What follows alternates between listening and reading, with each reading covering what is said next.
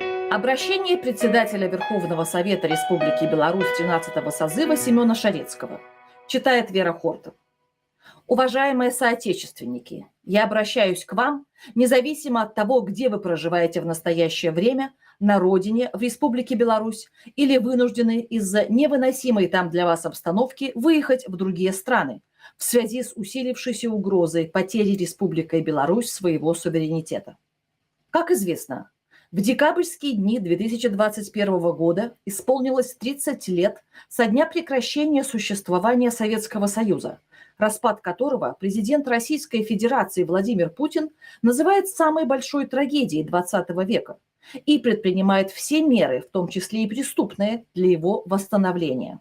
Хотя бы в усеченном виде, но он со своим ближайшим окружением уже продемонстрировал, отторгнув от Грузии и подчинив своему влиянию Южную Осетию и Абхазию, аннексировав украинский Крым и развязав войну на территории Донбасса. Очередными жертвами этой имперской политики, насколько можно судить по заявлениям самого Владимира Путина и некоторых других российских политиков, является дальнейшее обострение ситуации в Украине и стремление, по выражению главного редактора «Эхо Москвы» Алексея Венедиктова, заглотнуть Беларусь. Именно с этой целью, как заявил Венедиктов, и назначен послом в Республику Беларусь Борис Грызлов, являющийся глазами и ушами Владимира Путина. Борис Грызлов станет в Республике Беларусь, по мнению вице-президента Центра политических технологий Алексея Маркина, не просто представителем России, но и представителем ее государя.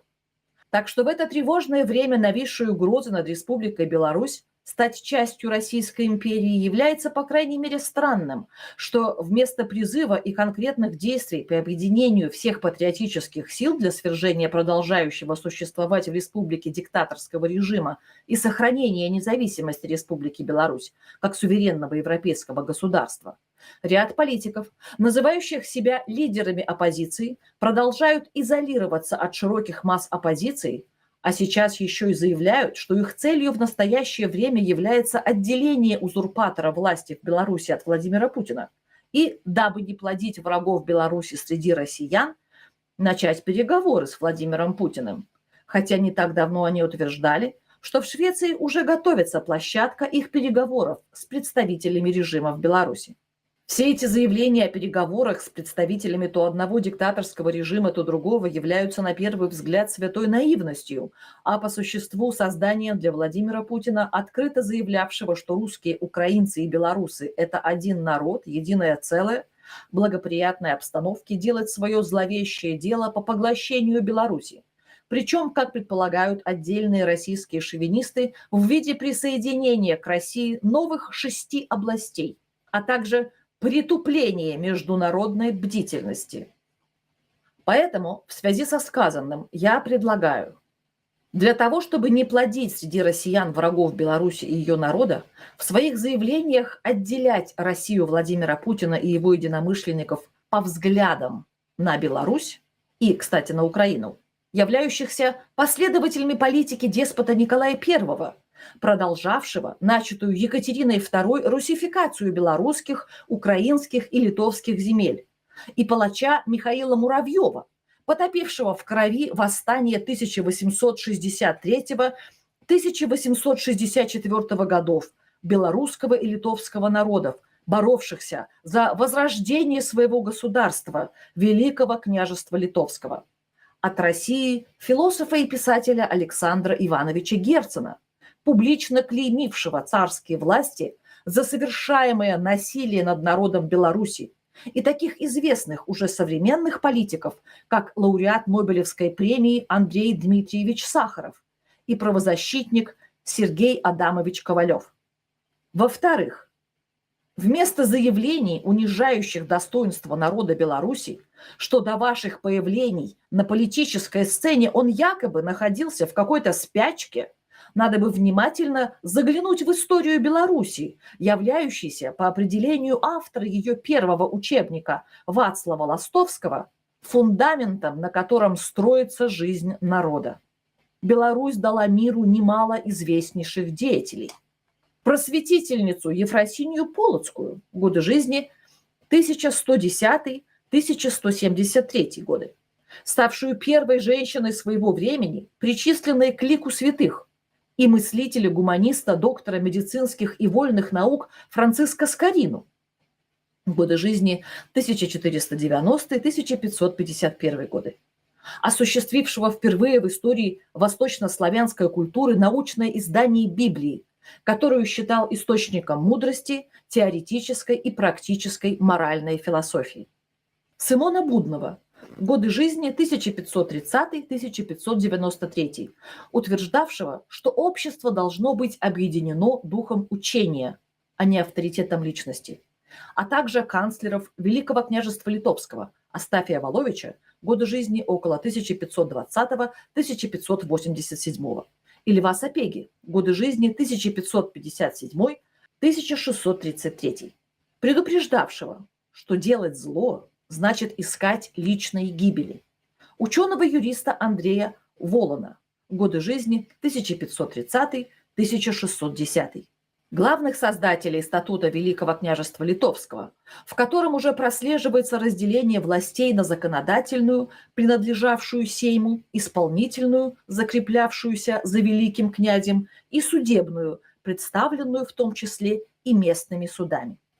Казимира Семеновича, годы жизни 1600-1651, автора книги «Великое искусство артиллерии», ставшей на протяжении 1,5 столетия самой основательной и авторитетной работой в Европе по артиллерии и пиротехнике. И философа Казимира Нарбута, годы жизни 1738-1807, который, в отличие от своего немецкого коллеги Иммануила Канта, автора теории непознаваемости мира вещи в себе, учил, что только ограниченность наших органов чувств является причиной, что о многочисленных предметах не знаем, что они существуют. Геолога-исследователя Игнатия Домейки, годы жизни 1802-1889, именем которого названа горная цепь в Андах, открытый им минерал Домейкит и один из портовых городов Чили Пуэрто-Домейко и многих других. С самого начала зарождения белорусской народности, ставшей потом нацией, ее лучшие представители всегда боролись за свою свободу и независимость, хотя в связи в том числе и с географическим положением Беларуси, на перекрестке путей с запада на восток и с севера на юг, а также расположение на стыке двух цивилизаций, восточной и западной, достичь этого было непросто. Так, в отличие от известного русского полководца Александра Невского, годы жизни 1221-1263, ходившего на поклон в Золотую Орду, великий князь Великого княжества Литовского Альгерт, годы жизни 1296-1377, одержал в 1362 году на реке Синие воды победу над татарами, в результате которой освободил от них и присоединил к своему княжеству Полоцкую и Киевскую земли. А его сыновья Андрей и Дмитрий со своими дружинами приняли активное участие в битве на Куликовом поле в 1380 году, о чем пишет и Владимир Путин в своей статье о единстве русского и украинского народов. А в результате победы 8 сентября 1514 года под Оршей войска Великого княжества Литовского под командованием Константина Острожского, годы жизни 1460-1530, над войском Московского княжества, было на время приостановлено стремление последнего присоединить соседние с ним территории названного княжества.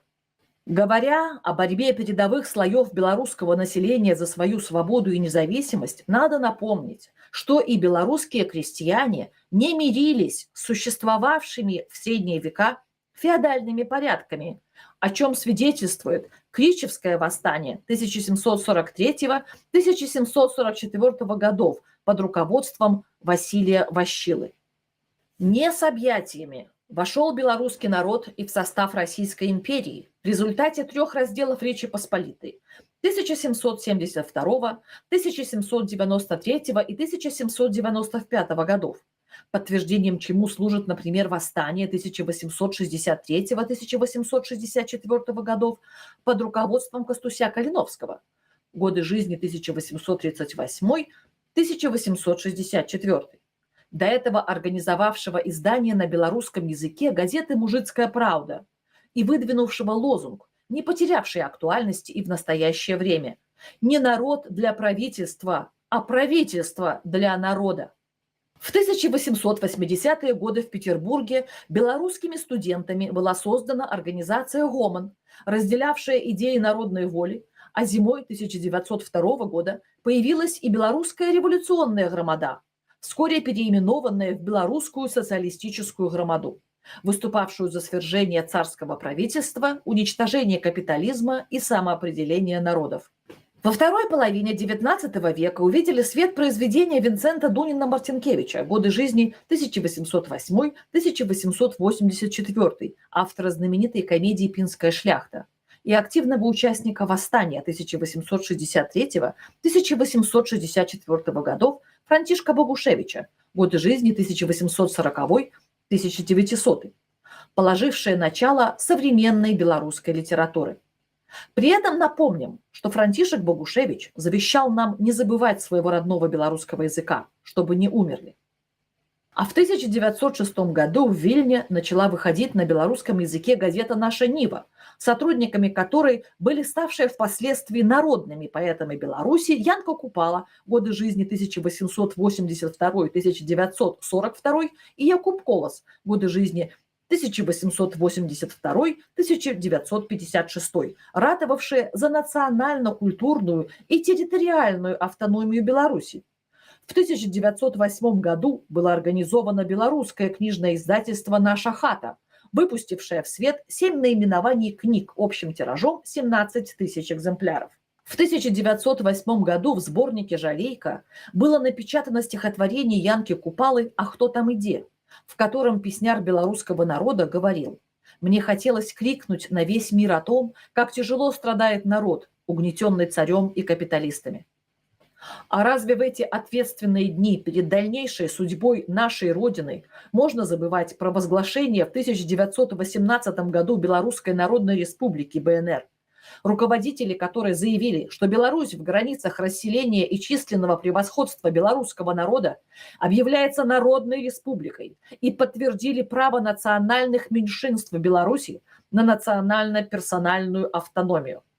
А 25 марта 1918 года была принята третья уставная грамота, в которой сказано: «Ныне мы, Рада Белорусской Народной Республики, сбрасываем с родного края последнее ярмо государственной зависимости, которое силою накинули российские цари на нашу свободную и независимую страну.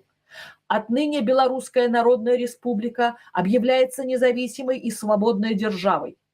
Сами народы Беларуси в лице своего учредительного собрания решат о будущих связях Беларуси». И заканчивалась названная грамота выражением надежды, что любящие свободу народы помогут белорусскому народу в полной мере осуществить его государственно-политические идеалы. Нельзя забывать и об образовании в 1989 году Белорусского народного фронта, возглавляемого Зеноном Станиславовичем Поздняком, и проделанную руководством этого фронта работу по разоблачению преступлений, существовавшего на протяжении десятилетий советско-коммунистического режима, а также усилия по становлению независимости Республики Беларусь, предпринимаемые Верховным Советом 12-го созыва, возглавляемого Станиславом Станиславовичем Шушкевичем, подписавшим 8 сентября 1991 года вместе с представителем Совета министров Беларуси Вячеславом Францевичем Кебичем Беловежские соглашения о прекращении существования СССР и создании Союза независимых государств СНГ, и Мчиславом Ивановичем Грибом, подписавшим в 1994 году Конституцию Независимой Республики Беларусь. Да не надо забывать и о том, что многие депутаты Верховного Совета Республики Беларусь 13-го созыва в пределах их возможностей, уже при монополизированных тогдашним президентом до их избрания средствах массовой информации, сделали многое для разоблачения устанавливаемого в республике президентом и его ближайшим окружением диктаторского режима. В частности, мной были опубликованы в газете «Народная воля» 2 статьи в сентябре и ноябре, в которых я пытался разъяснить народу, к чему приведет его поддержка, предлагаемой Александром Лукашенко в ноябре 1996 года на референдум новой Конституции. Поэтому все эти самовосхваления ряда нынешних оппозиционеров и их заявления о пробуждении белорусов только с появлением их на политической сцене является игнорированием борьбы многих поколений за свободу и независимость Беларуси и оскорблением памяти тысяч погибших в этой борьбе. Уважаемые соотечественники, где бы вы ни проживали, я еще и еще раз обращаюсь к вам. В это ответственное время перед дальнейшей судьбой Республики Беларусь забыть о различии каких бы то ни было ваших взглядов со взглядами других и объединиться в борьбе с продолжающим узурпировать власть в Беларуси диктаторским режимом, в отстаивании независимости Республики Беларусь как суверенного европейского государства. Вместе с тем я обращаюсь к правительствам демократических стран предпринять необходимые действенные меры по оказанию помощи нашей борьбе, дабы с Республикой Беларусь не повторилось то, что уже произошло с частью Грузии, украинскими Крымом и Донбассом. Ведь, как свидетельствует Мюнхенская 1938 года уступка режиму Гитлера и потворствование претензиям Сталина и его окружения по расширению территории СССР и его влиянию в мире, диктаторские режимы, к которым, безусловно, относится и созданный Владимиром Путиным режим в Российской Федерации, в этом плане ненасытны. Спасибо за внимание. Читала Вера Хортон.